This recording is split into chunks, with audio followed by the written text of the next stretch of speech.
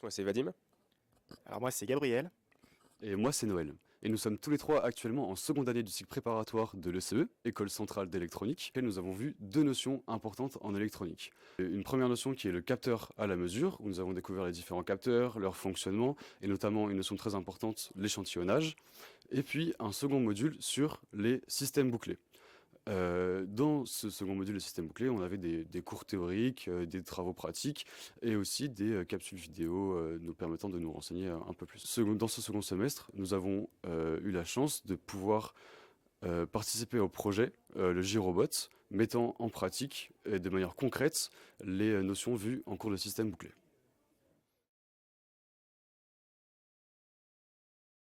Il nous était demandé de réaliser un gyrobot, donc c'est une sorte de gyropode mais en petit. Et donc ce gyrobot devait réaliser plusieurs fonctions.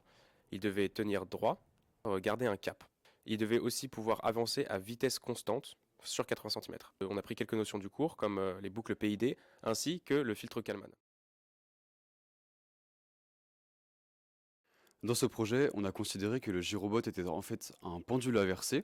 Et donc, pour mener à bien le développement du projet, on a décidé de faire des simulations sur le logiciel Scilab. Donc, je vous invite à consulter les simulations et je vais vous expliquer en détail. On peut faire deux types de simulations. Un premier type de la simulation qui est dans le domaine continu, ça veut dire qu'on va traiter continuellement les informations qui rentrent sur la carte Arduino. Sauf que, en réalité, notre carte Arduino, elle exécute des lignes de code, elle ne peut pas suivre l'information en temps réel. À partir de ce moment-là, on s'intéresse à un deuxième type de simulation qui va se situer dans le domaine discret, c'est-à-dire qu'il va y avoir une prise d'information toutes les X millisecondes, et pas dans le domaine continu. Nous, on va s'intéresser directement à cette simulation parce qu'elle est plus représentative de la réalité du fait de ce décalage entre la prise d'information continue et la prise d'information toutes les X millisecondes. Ça, c'est le système qu'on est en train de simuler. C'est un système bouclé parce qu'on voit bien qu'on a une boucle de retour sur le système. On a notre fonction de transfert et puis le but du jeu, ça va être de régler les différents coefficients afin d'avoir un système qui va se stabiliser. Avec les calculs au préalable, nous, si on lance la simulation, on voit bien que notre système, il va se stabiliser à l'infini. Alors voici notre robot en fonctionnement. Donc, vous voyez ici, si je lui donne un petit à-coup, hop, il se maintient son équilibre tout seul. Il s'équilibre aussi tout seul par lui-même. Et pour monter ce robot, nous avons reçu une PCB. Donc vous voyez derrière, c'est la partie bleue. Nous avons soudé des connecteurs derrière.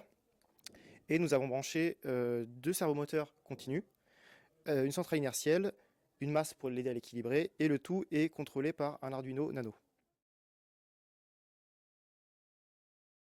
Voilà, maintenant vous en savez beaucoup plus sur notre très cher Girobot. On est tous très contents d'avoir pu participer à un projet qui est quand même assez clair et assez ludique. Ça a pu apporter des aspects vraiment très concrets qui nous a permis de développer des compétences et non pas que des connaissances du cours.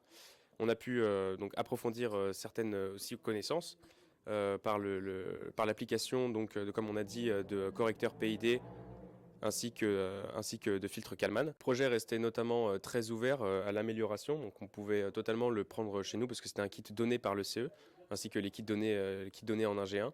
On pouvait totalement essayer de l'améliorer pour le faire tenir plus droit ou alors le faire avancer vraiment à vitesse constante et ainsi que contrôler l'accélération. On a notamment, on fait tous les trois partie d'une association qui s'appelle ARES à l'école et qui a pour but donc de contrôler une voiture et donc nous former à cette matière de système bouclé pour contrôler des vitesses a été vraiment une clé pour pouvoir progresser dans cette association.